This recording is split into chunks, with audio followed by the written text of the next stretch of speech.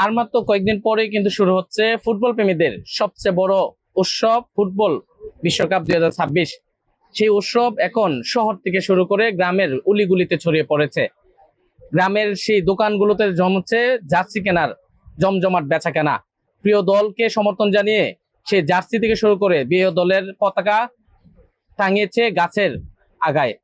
সেই গল্প এবং সমর্থকদের মতামত শুনবো আজকে এনটিভির পর্দায়। সাথে আছি আমি মুজাহিদ সরকার।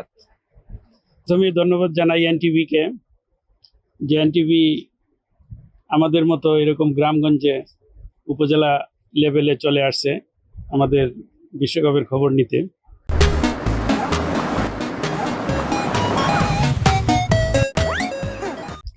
তো আসলে মানে বিশ্বকাপ মানেই একটা আনন্দ, বিশ্বকাপ মানেই একটা উৎসব। অলরেডি আমাদের গ্রামগঞ্জে আমাদের এলাকায় উৎসব শুরু হয়ে গেছে। বিশেষ করে দুইটা দলেরই সমর্থক বেশি। প্রথমত আর্জেন্টিনা, ব্রাজিল, দুই দলেরই জার্সি বেচাকেনা প্রচুর হচ্ছে। আর অন্যান্য দল আছে সাথে স্পেন, ইটালি তো নাই বিশ্বকাপে, স্পেন, মরক্কো। এই বছর মুসলিম দেশগুলা আমাদের বাংলাদেশে অনেকগুলা সাপোর্ট পাওয়া যাচ্ছে এবং দেখা যাচ্ছে যে মুসলিম দেশগুলা সাপোর্টের দিক দিয়ে অনেকটা এগিয়ে।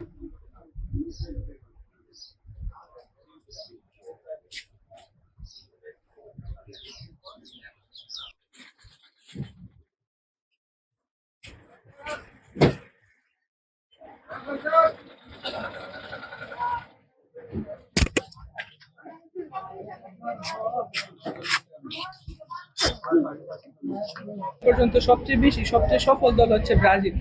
আর তারা এবং আমরা একমাত্র দল যে দল এক পর্যন্ত বিশ্বকাপ থেকে একবারও বাদ করেনি, কিন্তু আর্জেন্টিনা খুব সম্ভবত 3বার বিশ্বকাপ থেকে বাদ করেছে। এরকম খেলছে, কাপ নিয়ে গেছে, এবারও ওরা এরকম খেলবে, এর থেকেও ভালো খেলবে এবং বিশ্বকাপটা ওরাই নিয়ে যাবে, আমরাই জিতবো, এরকম একটা প্রত্যাশা। আর আর্জেন্টিনা করার একটা কারণ হচ্ছে আর্জেন্টিনা সবচেয়ে বেশি বার ফাইনালে খেলছে, ব্রাজিলের থেকেও বেশি। এটা 5টা কাপ নিতেই পারে, যেহেতু তারা খেলছে অবশ্যই নিতে পারে। যেমন জার্মানি 4টা আছে, ইতালি 4টা আছে, আর্জেন্টিনা 3টা, তাদের 5টা আছে। গত 24 বছর ধরে তারা কাপ পায় না, ঠিক না?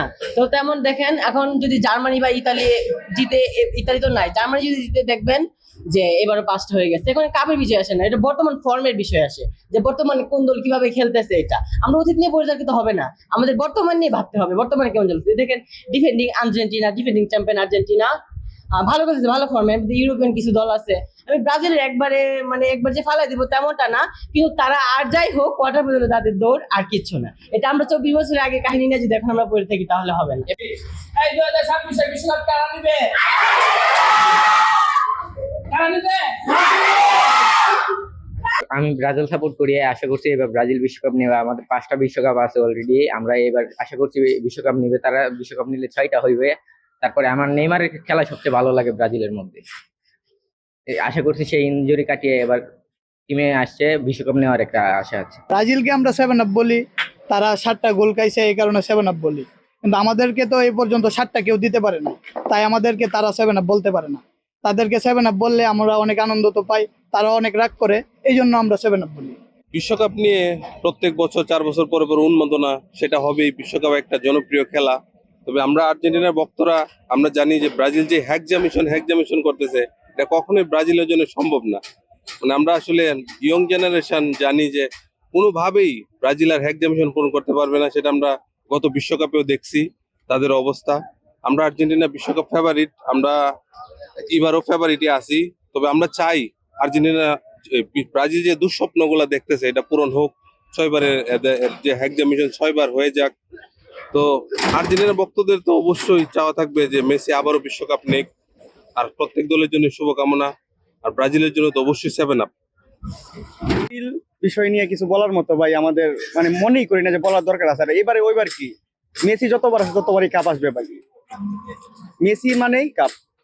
তো আমরা এটা আর্জেন্টিনা সমর্থক হিসেবে ভরসা করতেই পারি যে 26-এর বিশ্বকাপটা আমাদের ঘরে আনবো ইনশাল্লাহ। জার্মানি আসলে আমি যখন ক্লাস 7-এ পড়ি তখন থেকে সাপোর্ট করি। জার্মানি আমার লাইক করি, আসলে ওজিল ছিল, তো ওজিল আমার খুব একজন ফেভারিট প্লেয়ার। প্লাস তখন আমলে মুলার ছিল, স্ট্রাইকার ছিল, ওদের খেলায় মুগ্ধ হয়ে আসলে আমি ওদেরকে সাপোর্ট করতাম। আরেকটা কথা, আমি যখন মানে ফার্স্ট টাইম সাপোর্ট করতাম তখন আমাদের এলাকায় আমার যত ফ্রেন্ড সার্কেল সবাই আর্জেন্টিনা অথবা ব্রাজিল ছিল, আমরা 7 জন ছিলাম। কিন্তু 7 জন থাকার মধ্যে যেদিন সেফ মানে 7টা গোল খাইছিল, আমরা তখন ওদের এক দেশের লোক, আমরা 7 জন লোক এক জায়গায় আসছিলাম। গোল খাওয়ার পরে আমার ফ্রেন্ড একটাও নাই, আমরা 7 জনই ছিলাম। তখন থেকে আসলে ওইটা আসলে এবারের প্রত্যাশা ইনশাল্লাহ হয়তো আমরা আশাবাদ যে আমরাই কাপটা পাবো আর কি।